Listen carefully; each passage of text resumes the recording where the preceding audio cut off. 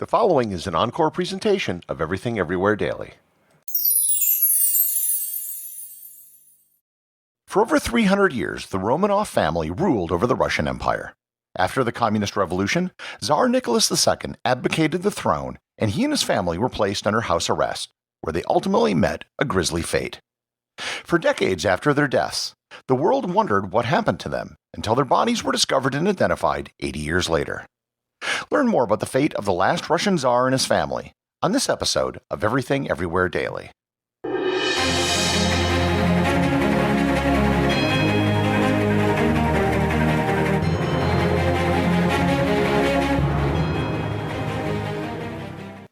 This episode is sponsored by BetterHelp.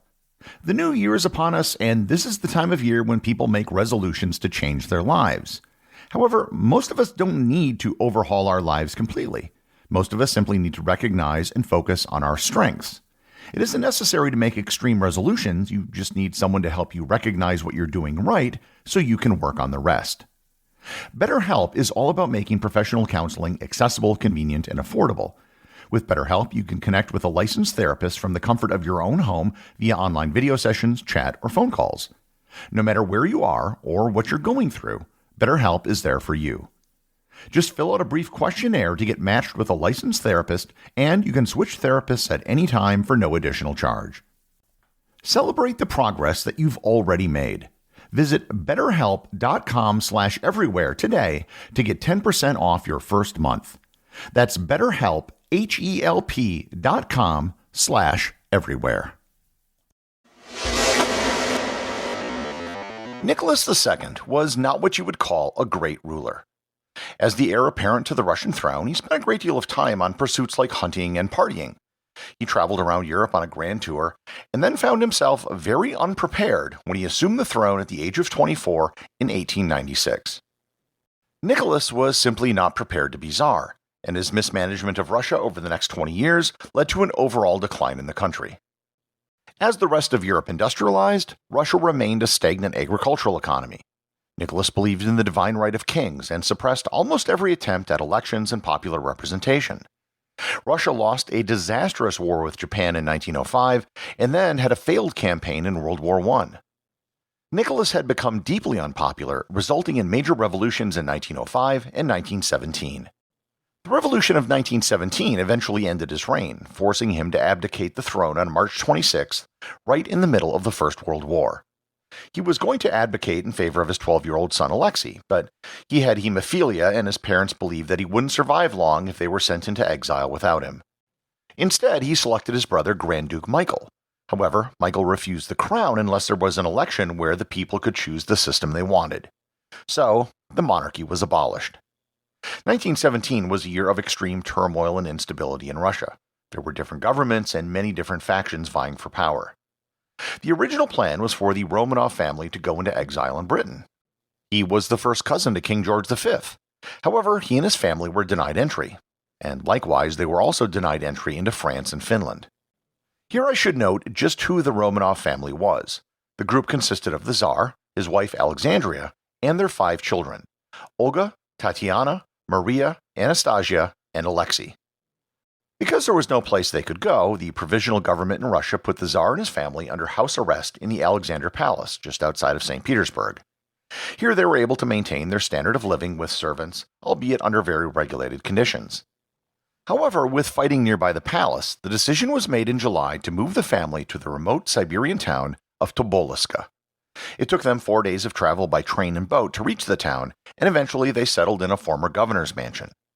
Here the family lived well, albeit confined. They read, played games, and chopped firewood. Everything changed in October, however, with what became known as the October Revolution, which brought the communists under the control of Vladimir Lenin into power. The communists had no love for the Tsar and his family. They began to cut back on expenses for the family and removed many of their privileges. The family didn't worry too much because they believed that they would be rescued by pro-monarchy forces or their allies in the West. Unfortunately for them, once the communists took power, they signed the Treaty of Brest-Litovsk, which ended Russia's involvement in World War I. And once Russia was out of the war, the West ceased caring about the Romanovs. There was no rescue mission. The Romanovs became a political football with various communist factions wanting to control them and/or kill them. The plan was to take them to the city of Yekaterinburg, where they would wait until they could be taken to Moscow for a show trial. In April of 1918, the Tsar and his family wound up at the Ipatiev house in Yekaterinburg. It was the home to a former merchant in the city. The group was now down to Nicholas, his wife, their 5 children, their personal doctor, and 3 servants. They all lived upstairs in the house while guards were stationed on the ground floor. Their rations had been cut back to that of a common soldier. Their freedom to move about had been severely limited. The windows in their rooms had been painted over. By this time, it wasn't so much house arrest as it was just being held prisoner. The situation on the ground was also beginning to deteriorate.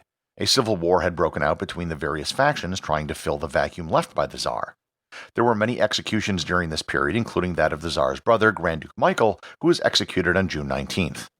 One anti-Bolshevik group known as the Czechoslovak Legion was quickly moving towards Yekaterinburg. There was a fear that the Bolsheviks would lose possession of the family if they managed to take the city.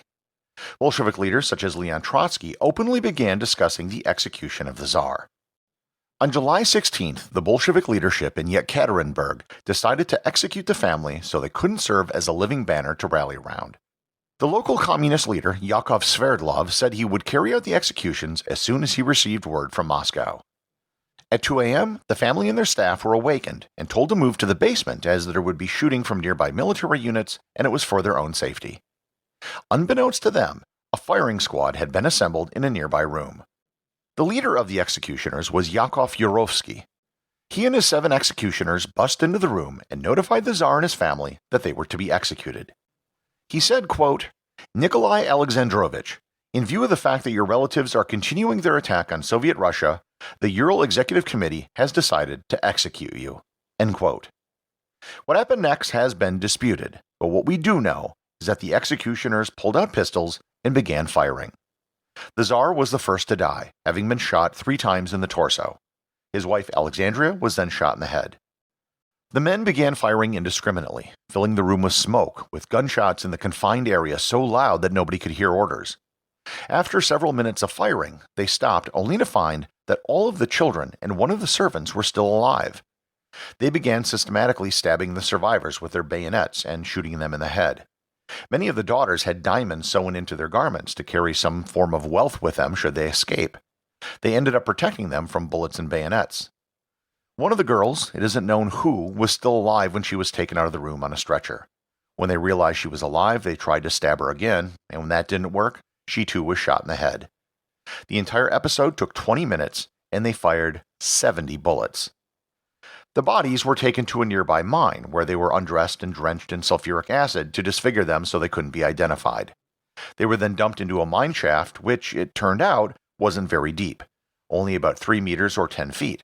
They tried to collapse the mine's shaft with hand grenades, but that didn't work. The next day, they came back for the bodies to deliver them to another, deeper mine.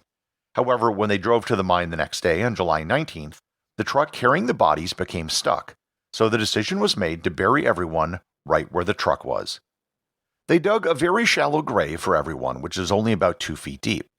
They put everyone in, save for 2 of the children, and poured yet more acid on them, and then covered them with dirt and railroad ties. The 2 other children were buried some distance away to confuse anyone who might later find the bodies. What happened to the Tsar and his family became a mystery for decades. The Soviets at first denied that the Tsar and his family were even dead. Years later, when they finally admitted that they were dead, they blamed it on extremist groups in the area, and they never accepted responsibility for the act. The assumption has always been that the order was given by Lenin. However, no documentation supporting this directly has ever been found. Leon Trotsky did record something in his diary which implicated Lenin. He wrote of an encounter he had with Yakov Sverdlov shortly after the executions. He wrote, quote, "My next visit to Moscow took place after the fall of Yekaterinburg. Talking to Sverdlov, I asked him in passing, 'Oh yes, and where is the Tsar?' 'It's all over,' he answered. 'He has been shot. And where's the family?' 'And the family with him.' 'All of them?' I asked, apparently with a touch of surprise. 'All of them,' replied Sverdlov. What about it? He was waiting to see my reaction. I made no reply. 'And who made the decision?' I asked. 'We decided it here. Lenin believed that we shouldn't leave the whites a live banner to rally around, especially under the present difficult circumstances." End quote. Given the organization of the Bolsheviks, it's highly unlikely anyone would have taken such an action without the approval of Lenin. Even though no documents have been found, it's assumed that they were either destroyed or given verbally. For decades after the family was killed, there were rumors swirling that some of the children, in particular Anastasia, had survived. Several women claimed to be Anastasia, most famously a German woman by the name of Anna Anderson who died in 1984. DNA testing later proved she was not at all related to the Romanovs. The truth about the Romanov murders didn't begin to surface until the fall of the Soviet Union in 1991. It had been an open secret in certain Soviet circles as to the general location where the bodies were buried. The exact spot was established by a geologist and amateur archaeologist by the name of Alexander Avdonin in 1979. He worked with a filmmaker who had previously interviewed some of the executioners and found the remains, but otherwise left them alone and never mentioned it to anyone. His findings never became public until 1989.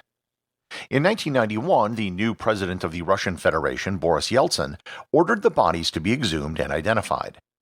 In the grave were found 9 of the 11 victims, which conformed to the testimony of those involved that 2 of the bodies were buried separately some distance away, just to confuse anyone who might come upon them. What the executioners who carried out the act couldn't have known about was DNA testing. Samples were taken from the nearest living relatives of the Romanov family, including Britain's Prince Philip. In 1998, the remains of the Tsar, his wife, and 3 of the children, along with their servants, were identified. On July 17, 1998, on the 80th anniversary of their murder, the Tsar and his family were reinterred at the St. Peter and Paul Cathedral in St. Petersburg, the traditional burial site of Russian Tsars. In 1981, the Russian Orthodox Church outside of Russia recognized the family as saints, and this was confirmed by the Synod of the Russian Church inside of Russia in 2000. They were not recognized as martyrs, but rather as passion bearers. The search continued for the bodies of the 2 remaining children. In 2007, the remains of 12-year-old Alexei and his sister Maria were discovered 70 meters from the main burial site. In 2008, they were also positively identified via DNA analysis. Interest in the fate of the Tsar and his family has grown in Russia. In 2010, the government opened up a murder investigation on the case, even though all those involved were dead at the time. In 2015, the Russian Orthodox Church exhumed the remains to perform additional DNA testing with more advanced techniques, which again confirmed their identities. The Apatev house where the murders took place became a Soviet tourist attraction for years. Communist Party officials would often visit to have their photos taken in the room where the family was killed. However, over time, it became a pilgrimage site for those who wanted to honor the Tsar and his family. By the 1970s, these visits had actually outnumbered the visits by Communist Party members. The Soviet government made the decision to demolish the house, which it did in September 1977. However, people still kept making pilgrimages to the site as the basement was still there. After the Soviet Union fell, groundbreaking began in 1992 for a major church to be located at the site of the murders. In 2003, the Church on Blood in honor of All Saints resplendent in the Russian land was open. While most of the Romanovs were killed by the communists, including many members of the extended family that I didn't even mention, not all of them were. There were some distant relatives who survived. That raises the question, who would be the Tsar today if the Russian monarchy were to be restored? Not that that's going to happen. It's actually a difficult question to answer.